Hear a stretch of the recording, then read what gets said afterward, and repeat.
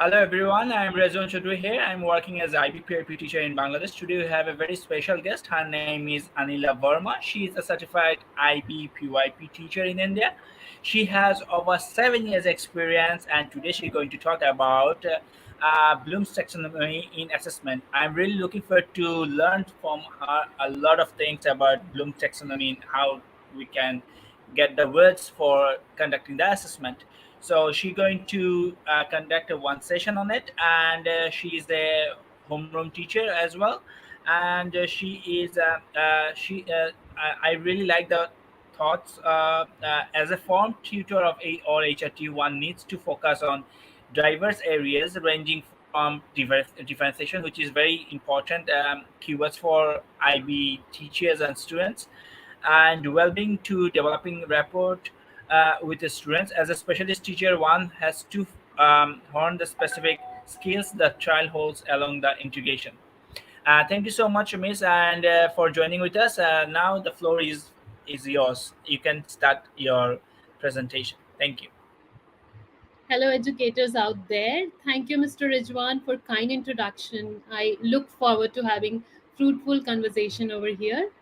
Let's get started, educators, with the session which is on leveraging Bloom's taxonomy in assessment. I am super excited. I hope you all are too. So here we begin.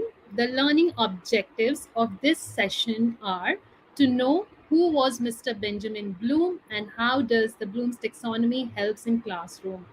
Understand what is a Bloom's taxonomy, explore ways to use it in different subject areas, analyze some classroom exemplars. So I'll be giving some examples from my own teaching learning experience. Apply Bloom's taxonomy in reporting, and the last one, create learning objective for our own class using Bloom's taxonomy. Over here, I have tried using Bloom's taxonomy itself. I'm sure everybody would be already aware about Mr. Benjamin Bloom.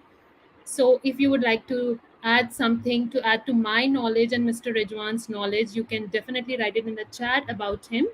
But what I know about him, he is a celebrated American psychologist who did some great contribution to the theory of cognitive development, and he believed in education. He some of his great sayings are there, but I really like this one which talks about education must be increasingly concerned about the fullest development of all children and youth, and it will be the responsibility of the schools to seek the learning conditions which will enable each individual to reach the highest level of learning possible. What do you think he's stressing on? If I talk about me, like what I find very stressful, like what he's focusing on, I think he talks about learning conditions. So as an educator, before we apply Bloom's taxonomy, we should know our students well, where they are in terms of their learning, their concept, their understanding.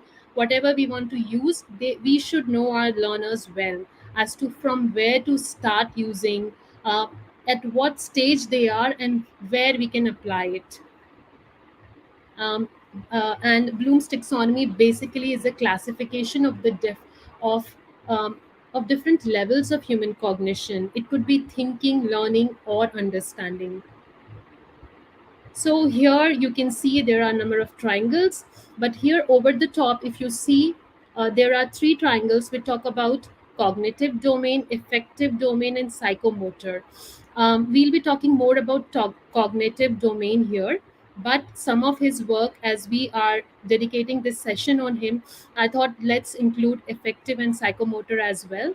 Effective, uh, effective domain focuses more on emotions, attitudes, and feelings, whereas the psychomotor domain focuses more on actions and motor skills.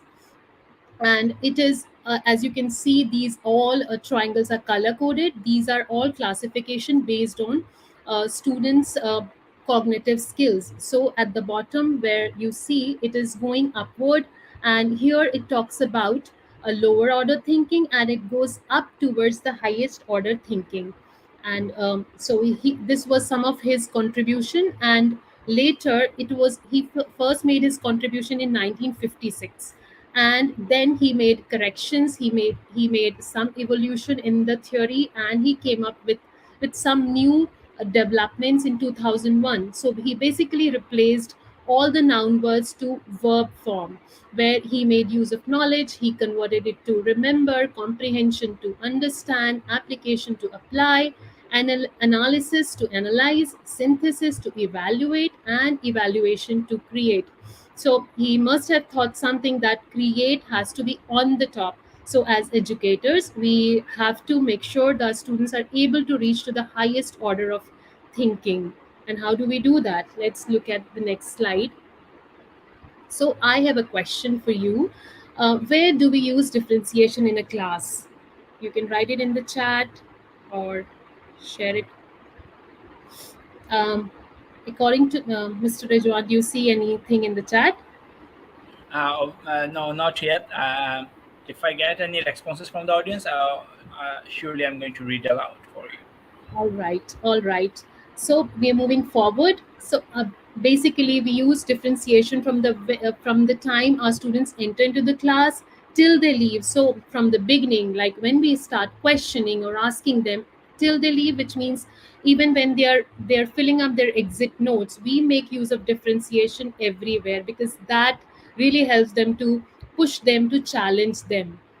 um, for the sake of differentiation, we'll be talking about here in the differentiation, we'll be focusing more on product, process, and content. How our process, the entire process, should be differentiated, and we should be able to use Bloom's taxonomy in the process, which means in the engagement part, and content means the kind of engagement that we are giving to them. We'll be talking about Bloom's taxonomy, how it is related, and how are we going to use it. So, if we have some guiding questions with us, we already know that the triangle is being classified, color coded. It starts, we always read from the bottom because we know our students, when we enter to the class at this level, they might be even below than this, but we have to make sure they reach to the at least this level, which is remembering. We bring them to the understanding, applying, analyzing, evaluating, and creating. So, if you have certain questions, how are you going to place them? The first one is already done with you. So, where Excuse me, and Miss. when? We have got one response.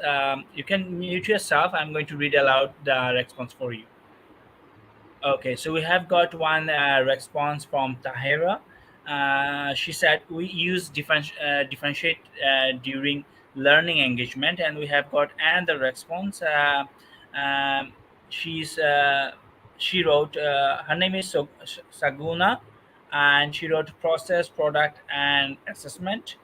We have got another response from again Tahira, Miss Tahira. She wrote even when giving instructions should be differentiated as learning engagement will be differentiated.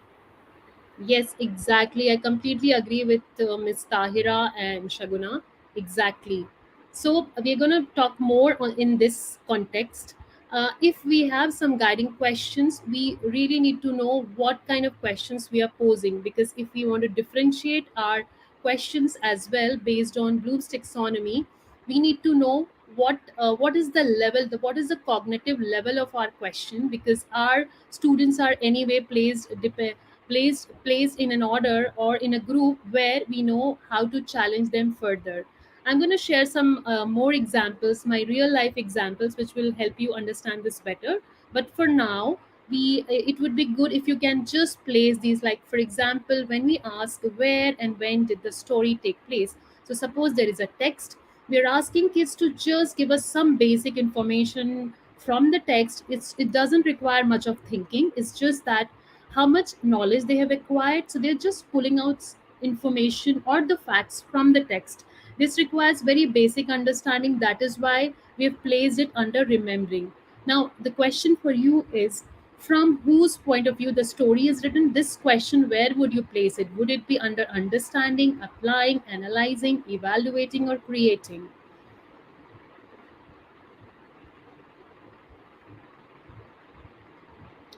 Um, so The second one talks about understanding bit, where unless kid has understood, the student has understood whose from whose point of view the story is written, it will be very difficult to move further. Because if we are talking about point of view or the perspective in the story, like is it from the first person's perspective or it is from the third person's perspective, we should know. This is basically when we are focusing on core language skills.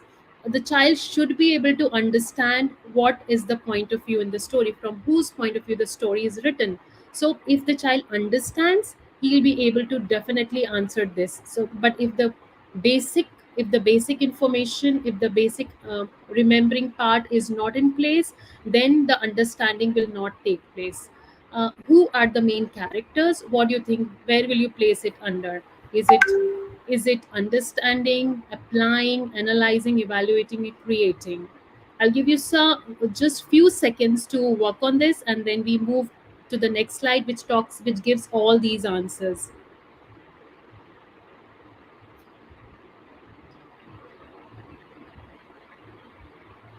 All right, moving to the next one. So here, as I said, that unless the child understand the point of view, they will not be able to move further. So if the child is already done, has excelled in the remembering bit, we can place it under understanding. We can pose questions related to understanding, where we'll be able to push them further so that they go towards applying. Again, when we are asking who are the main characters, so we are not asking kids to produce something on their own. We are just asking them to pull out the information from the text. So it doesn't require much of thinking, it doesn't require a lot of cognitive skill development. So we have placed it under remembering. Moving to the next questions, which says which part of the text has improved. So they need to evaluate really over here, because they need to compare. They have to look at different text, and then they have to evaluate and then answer. In that case, we have placed it under evaluating. So over here is just the another bit will be creating. What would happen if? So here we have not given any information, we've not asked for any information from the text or the passage. Rather, we've asked them to do out of the box thinking. So based on their own knowledge acquisition, understanding, and application, they're going to then give us information which would cater to all these classification, I would say.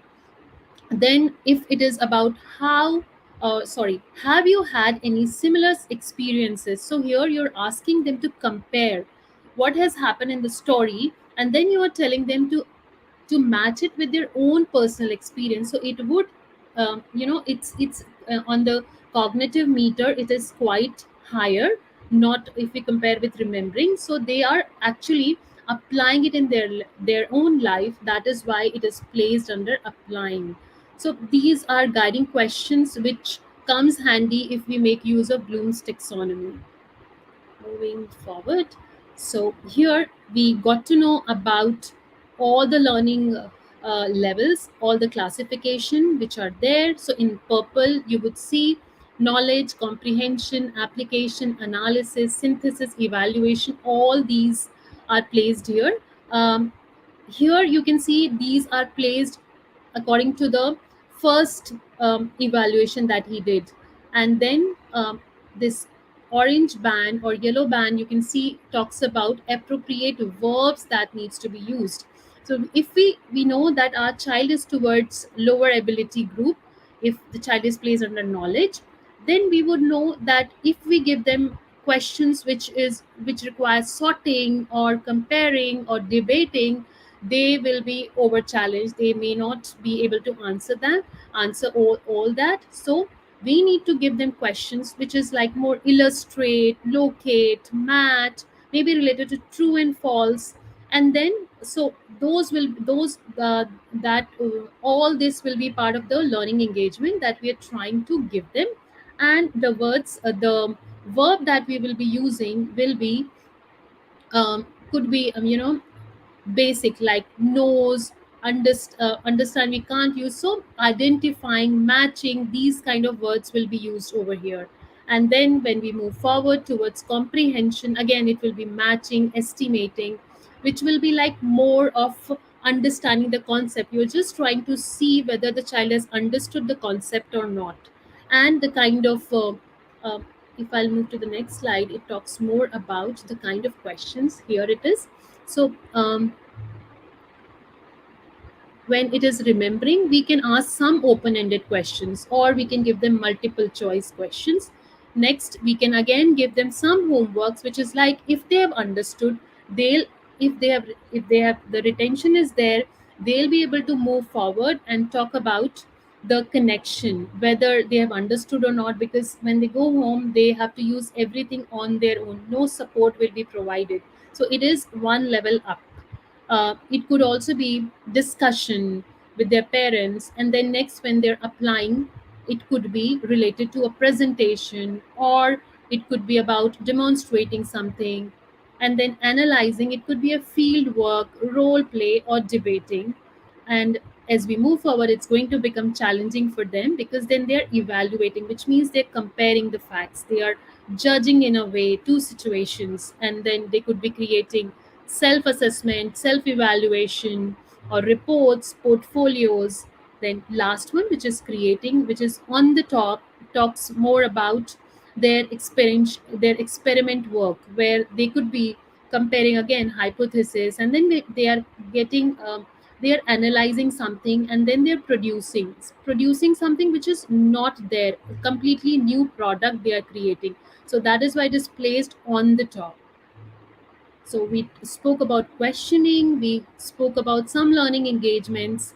Now, if we specifically talk about some specific subjects like math, I gave some examples from language. Now, if we talk about math, how can we use Bloom's taxonomy? So, if you're thinking about maths, it could be like, can you tell me what you remember about, if suppose we're talking about mental math, the simple question that we can pose to our students, to our lower ability or beginners, we can ask them, can you just, so these kind of questions, can you tell me, can you tell a friend, or we can do a pair talk, turn around and talk to your partner. So they're just going to give us a very basic information of the concept. Next, it could be when you're moving ahead with the understanding, we can ask them, can you show a friend, can you ask a question. So this is, it could be like for us, for teachers, we might think that asking a question would be a basic thing, but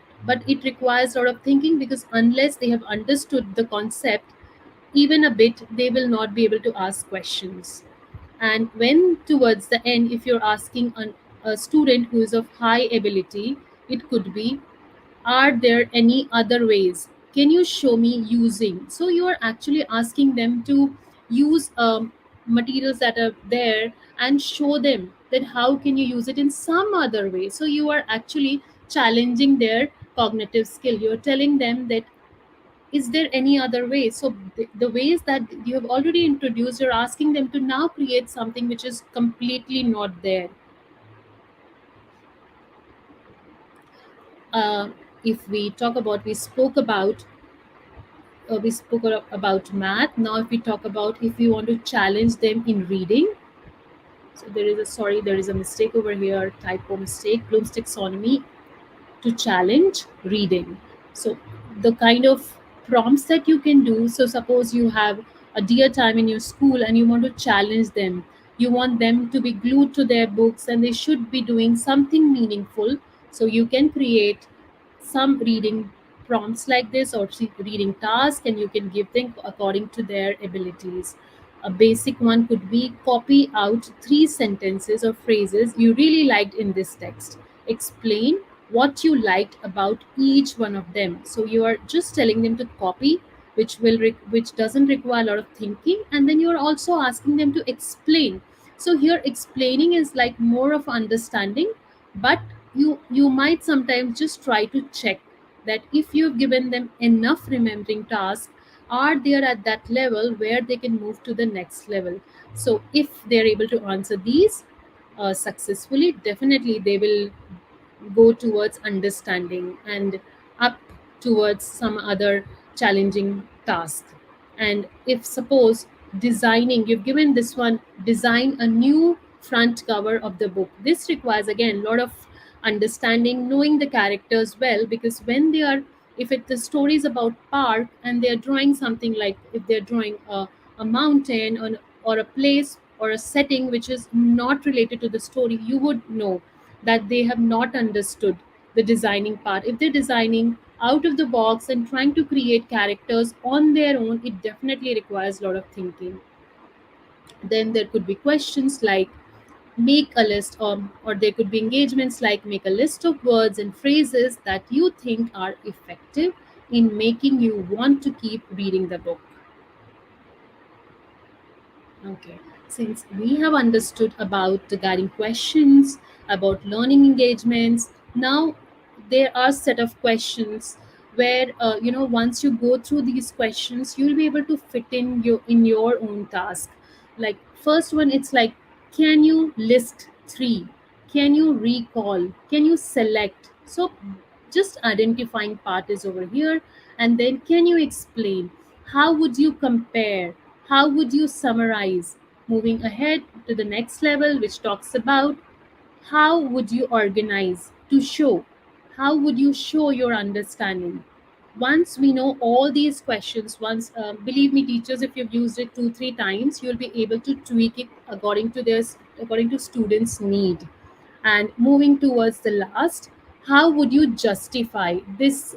This takes time for them to reach to this level.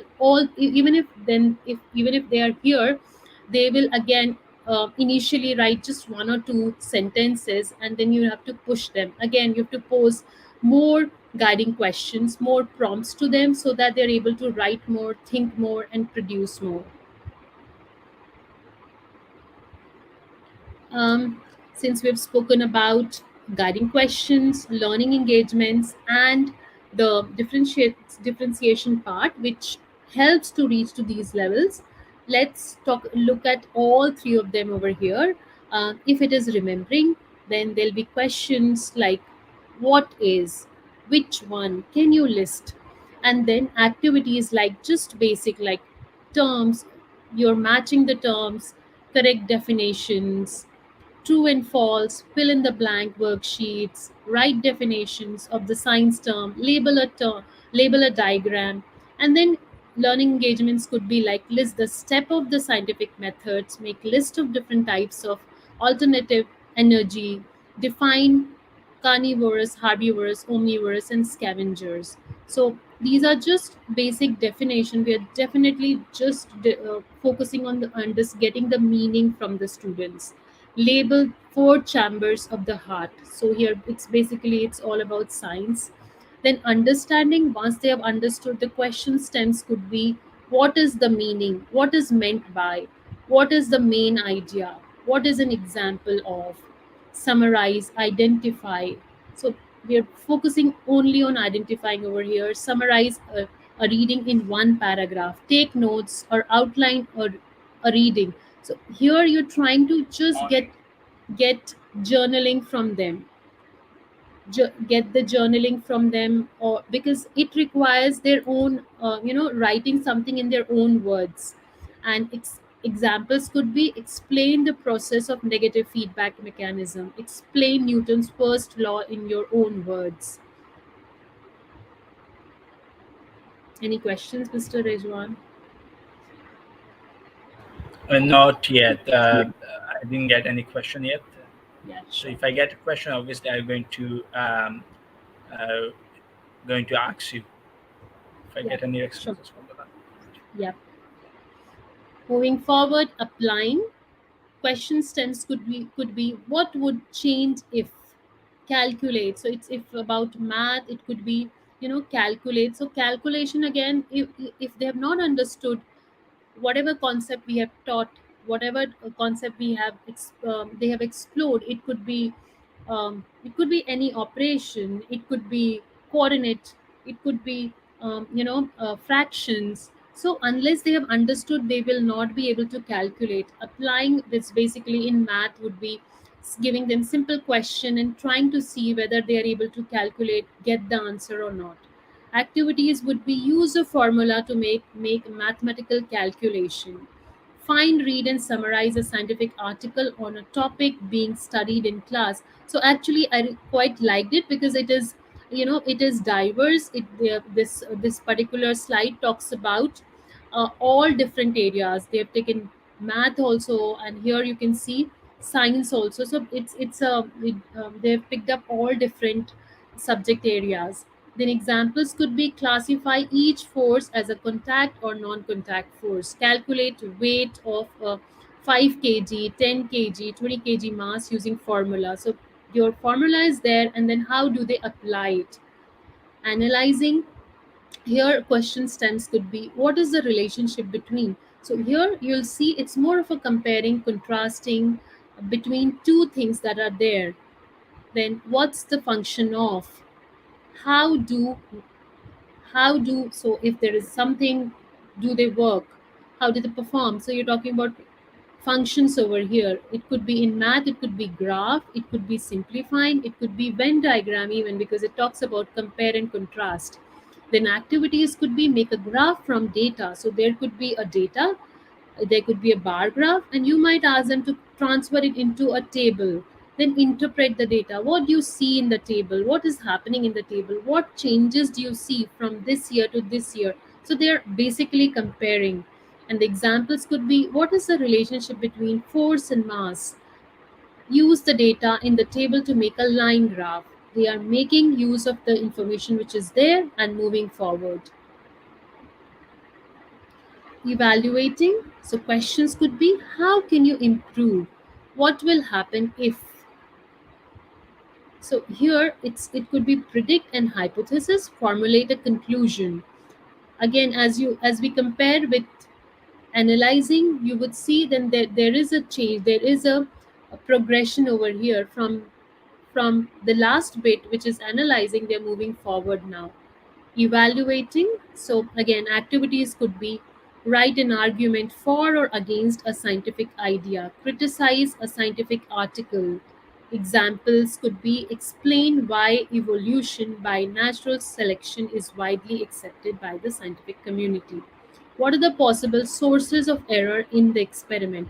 It requires a lot of backward and forward thinking, because you'll see they have to compare again over here and come up to an argument, because they need to again back up their whatever argument they are giving with an evidence.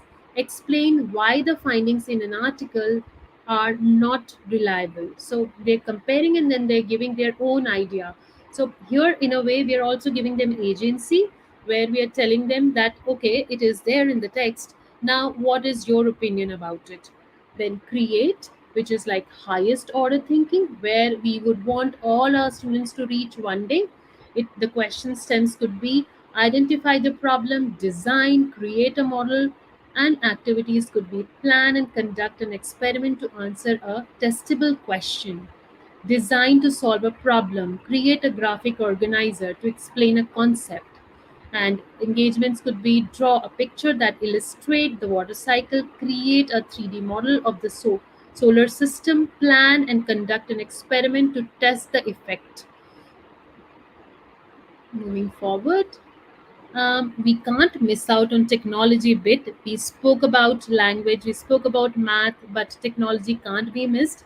So if just just a second. Yeah. So when our students are towards remembering part, if we have a batch of students, a couple of students who are here in remembering, we could ask them to just copy facts or highlight some facts from the text. So if you've given them Word document, you can simply ask them to bookmark certain pages which they really like. Where do they see a problem in the story? So they can simply bookmark certain pages online or highlight certain text. When you want to move them from remembering to understanding, you can ask them to journal it out. You can ask them to tweak a bit which they don't like, so you would know, okay, they have understood, they are moving forward. Again, when they're applying it, it could be calculating, charting, editing, and uploading a fact which they think is according to them is correct, so they are applying their thinking to move forward towards applying, calculating, as we already spoke in math. Um, also, when we spoke about math, it could also be there is a bar graph and then they're transferring into table. Analyzing here, it could be they could create mind mapping or surveying or validating something. Again, as you can see, they are actually comparing here, they're judging two things. Evaluating, here they're testing, guiding, or moderating something. And creating, which is like the highest one, again, as I said. So it is like once they have understood everything, they're creating on their own. So it's if it's they have understood the structure of biography, they might be creating their own biography, they might be posting it or publishing it somewhere. They could also be creating podcast. Once they've understood some some features of podcasting, then they could start just creating it. Now I'm going to share some real life examples over here. So, how do I start? I start basically by grouping, by understanding my students. It could be whole group instruction or it could be flexible groups. If it's a whole group, definitely I would know where to place them. So, I have to, in a way, average it out. So, suppose my kids are basically on low level side, so I'm going to place everyone because I am here not giving any scope to move everyone to different levels or different groups. But I go for flexible small groups. I could create homogeneous groups, heterogeneous group, a student selected groups, or topic interest groups. Once I have placed them, then the next thing that I do is I create my learning objectives. So here I've given an example. So it's from math. Beginners, I have placed my beginners based on my baseline assessment, class discussions, and my observation. I placed my students under beginners, lower ability group, and high ability group. So these are my learners, and after that I create my learning objectives, keeping my beginners learning, low ability learners and high ability learners in mind.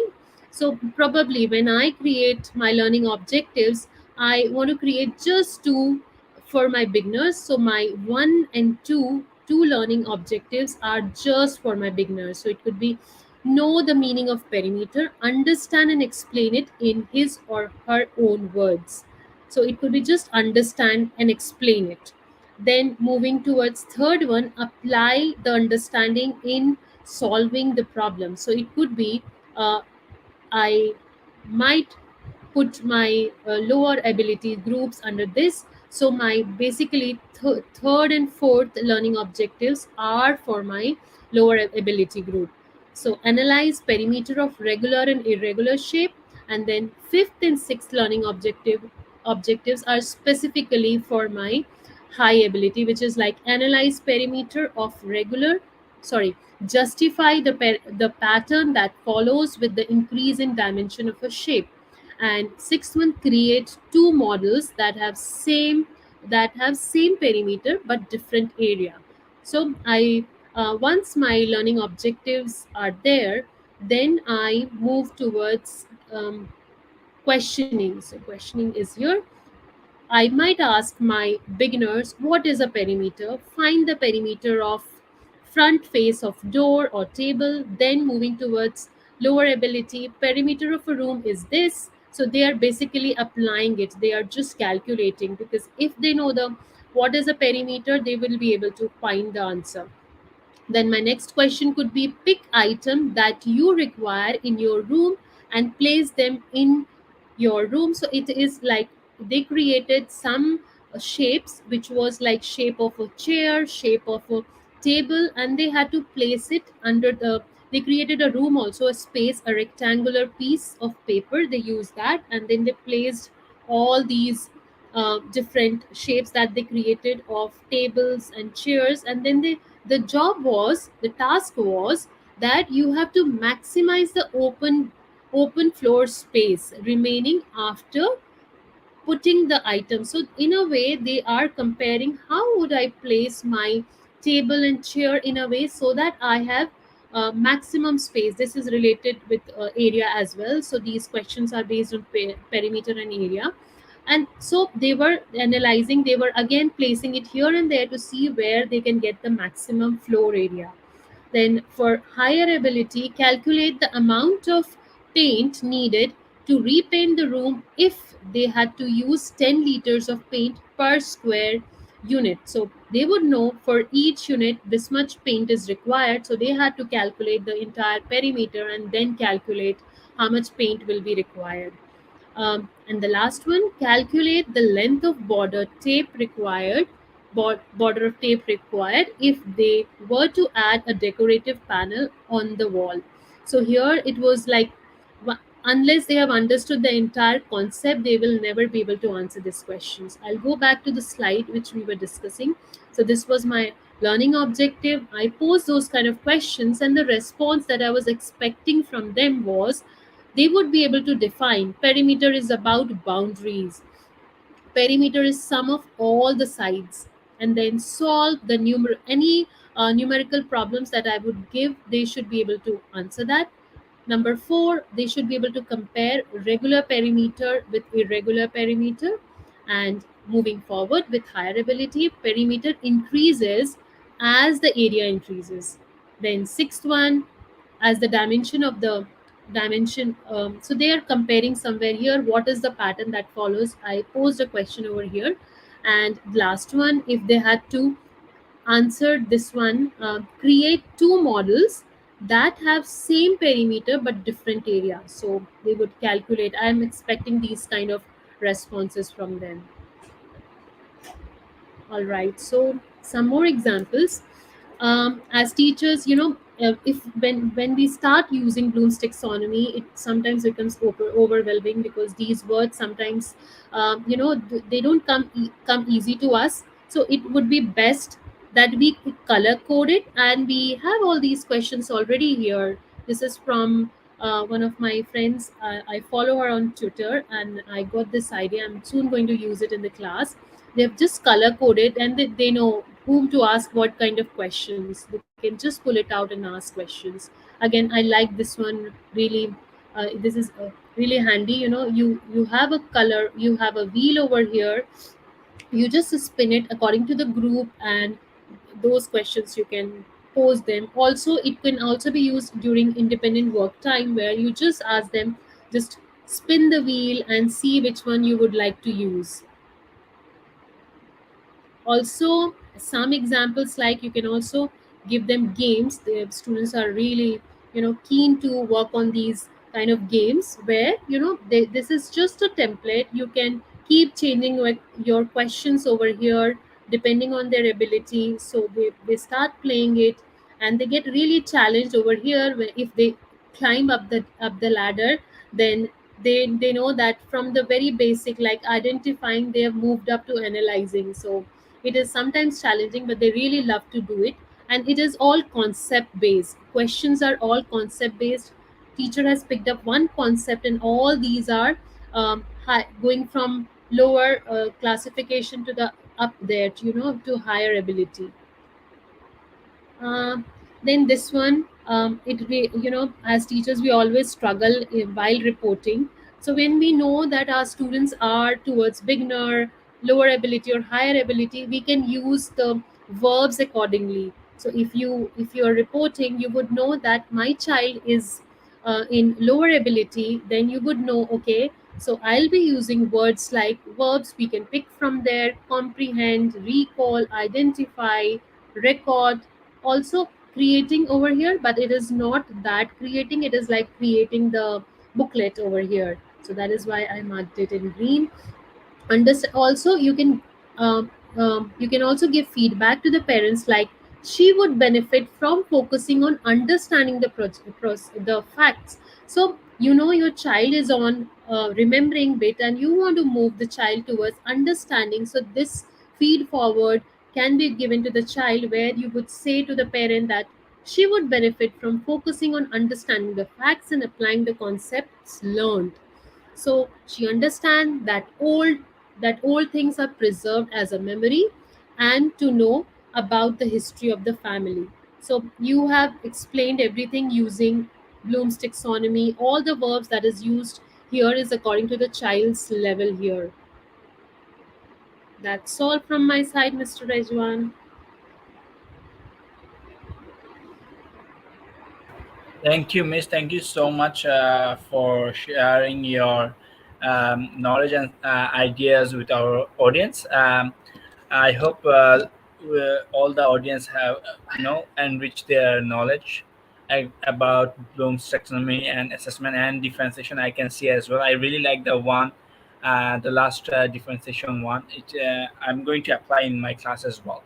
So we didn't get any question yet, but we have got a lot of responses before, and I'm going to share the screen, and you can for a while you can um, stop sharing the screen, and I'm going to show the audience regarding Google Form. If any audience would like to join next session, they can fill up the form. Sure.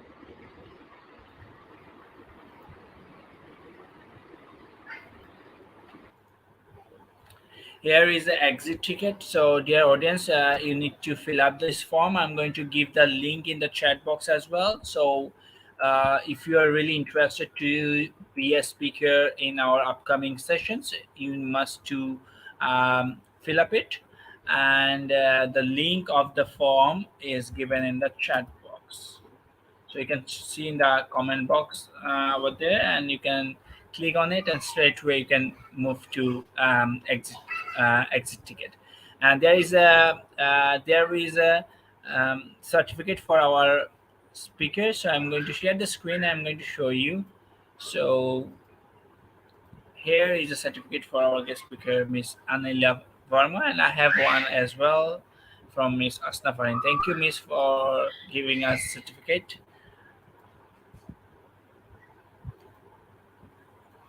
Okay.